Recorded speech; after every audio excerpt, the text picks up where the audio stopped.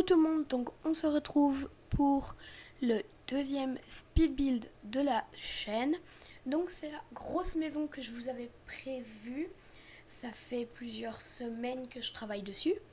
Donc avant de commencer à vous parler de cette maison, je tiens à vous dire que j'ai pas la forme en tout cas de cette maison.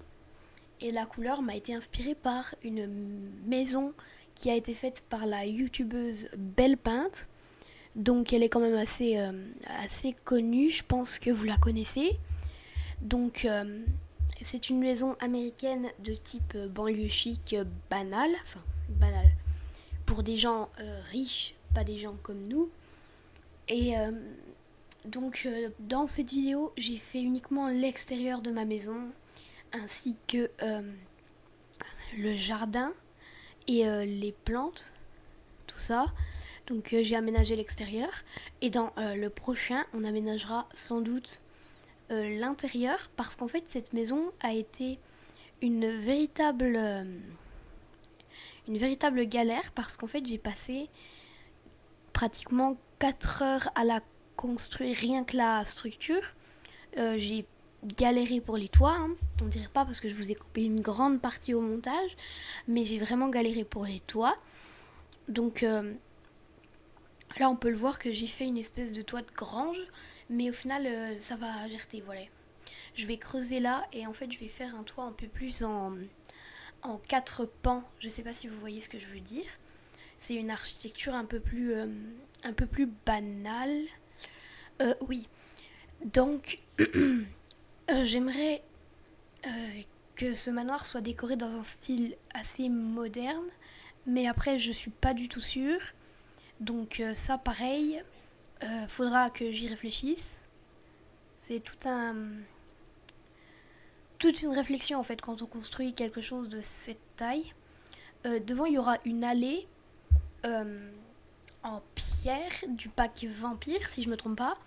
C'est une allée assez abîmée. Donc j'ai passé 40 secondes top chrono à la faire.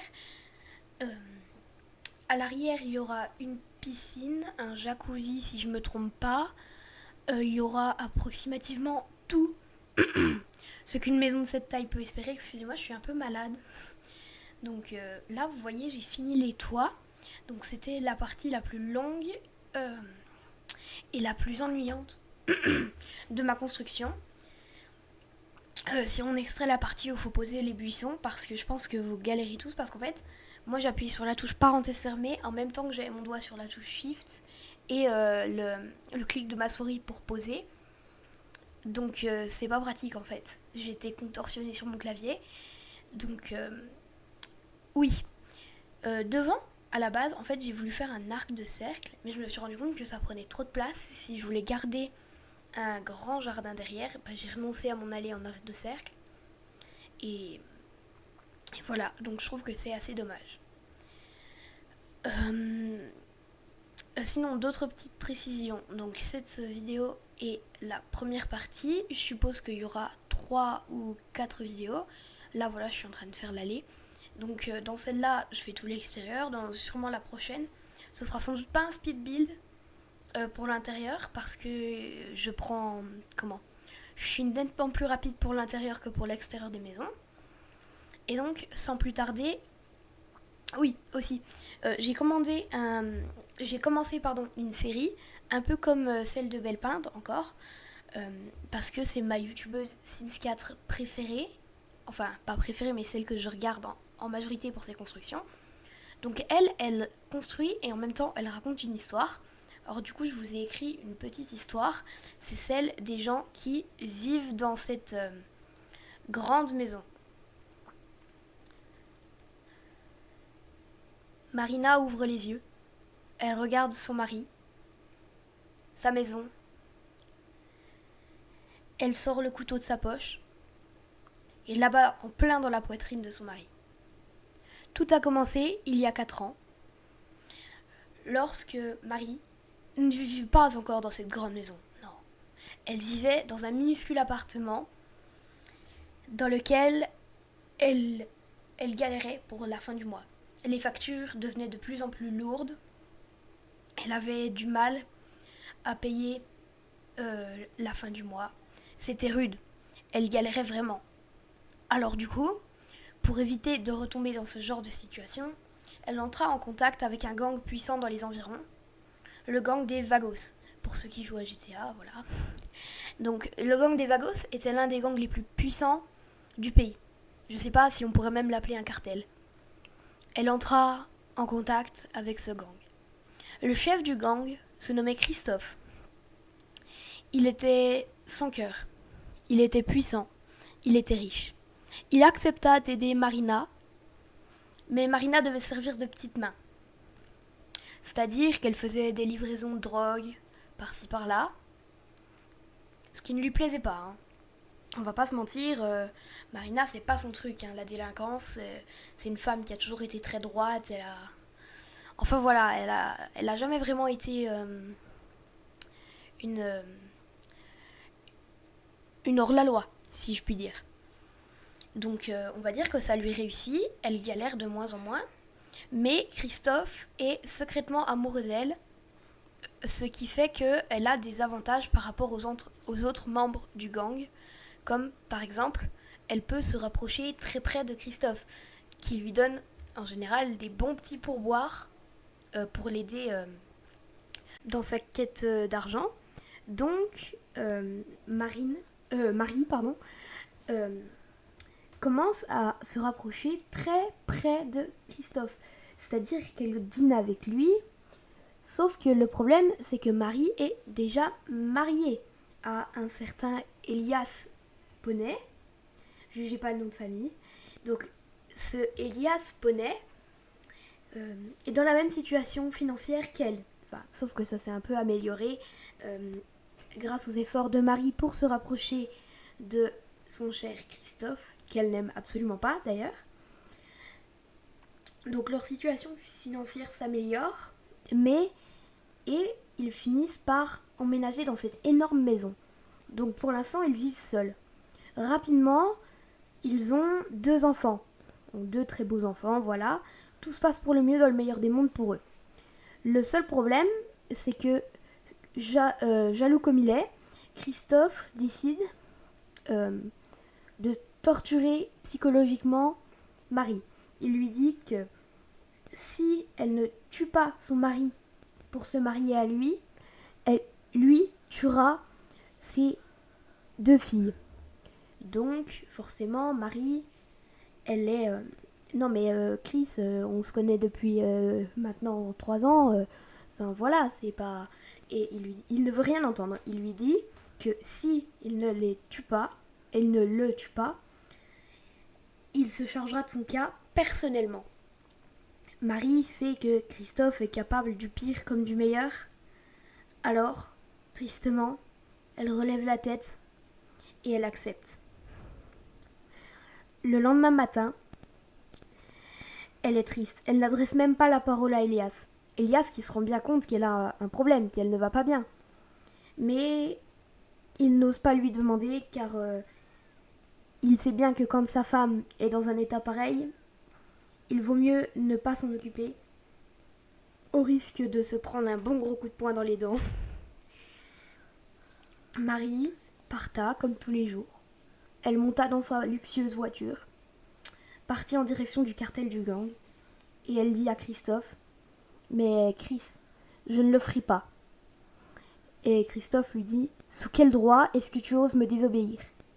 Il lui dit que si elle a cette maison, c'est grâce à lui. Si elle paye ses factures à la fin du mois, c'est grâce à lui. Si elle mène ce train de vie luxueux et bien au-dessus de leurs moyens, c'est grâce à lui. Si elle ne le fait pas, elle et ses enfants sont finis. Alors, le lendemain matin, Marie se réveille, elle ouvre les yeux, regarde son mari, il lui abat le couteau en plein dans la poitrine. Son mari n'a même pas le temps de pousser un hurlement. Il regarde sa femme dans les yeux, puis se tourne vers le plafond et décède pratiquement 4 secondes après le premier coup de couteau. Marie a les larmes aux yeux. Elle pleure, elle est triste. Elle prend ses 2 enfants sous le bras, puis elle monte dans sa voiture et s'enfuit. Elle espère ne plus jamais avoir à repenser à son mari, ne plus jamais à revoir Christophe, mais elle sait très bien qu'il a des yeux partout. Il la retrouvera un de ces jours, c'est sûr. En attendant, il faut qu'elle se cache bien. Alors, Marie mit le cap sur une maison de campagne qui appartenait à ses parents. Elle savait que là-bas, Christophe ne la retrouverait sans doute jamais. La route se passa pour le mieux, sauf que l'une de ses filles eut malheureusement envie d'aller aux toilettes. Elle s'arrêta sur le bord de la route, se serra doucement, mais elle vit une méchante surprise juste derrière elle. C'était Christophe, il l'avait suivie. Il lui dit « Bravo Marie, tu as très bien travaillé aujourd'hui. Pitié Christophe, arrête. Mon mari, je ne le verrai déjà plus jamais. Mes filles sont même pas au courant. Si tu pouvais juste me laisser me rafraîchir les idées, s'il te plaît. » Christophe lui dit « Je pense que tu oublies un détail. Tu travailles pour moi, Marie. » Alors, il la metta dans sa voiture. Elle n'essaya même pas de se débattre, tellement elle était terrifiée et désolée. Ces 2 filles ne comprenèrent pas. Elles se firent attraper, ligoter et jeter dans le coffre d'un fourgon qui suivait la voiture de Chris. Dans la voiture, Chris tenda une cigarette à Marie, qui refusa très poliment. Elle ne fumait pas. C'était un moment terrifiant. Elle avait peur pour ses filles, pour elle, et elle avait peur que Christophe l'emmène à jamais, loin, qu'elle ne reverrait plus rien, ni sa maison, ni ses parents, ni ses filles. Alors, dans un mouvement de courage incroyable, elle se leva de son siège et frappa Chris au visage. Chris, sous le choc, s'écrasa dans un arbre avec sa luxueuse voiture. Marie descenda, ouvrit le coffre de la voiture, prit ses filles. Elle s'enfuit en courant à travers les champs, les larmes aux yeux. Elle ne regardait même pas derrière elle. Elle réfléchissait pas, elle courait, elle courait. Mais Christophe était derrière lui, derrière elle. Il tenda son canon, ajusta son tir. Première détonation. Manque de bol pour lui, il manqua à sa cible. Il visait l'une de ses filles. Marie continuait de courir, effrayée, paniquée. Elle avait peur. Elle était triste. Elle continuait. Ses filles pleuraient. Deuxième détonation. Manque de bol, la balle lui effleura le bras. Elle commençait à saigner, mais la douleur était bien moins forte que sa tristesse. Alors, elle n'eut même pas le temps de dire ouf. Le Christ tomba au sol. Qui était-ce? Et c'était un miracle.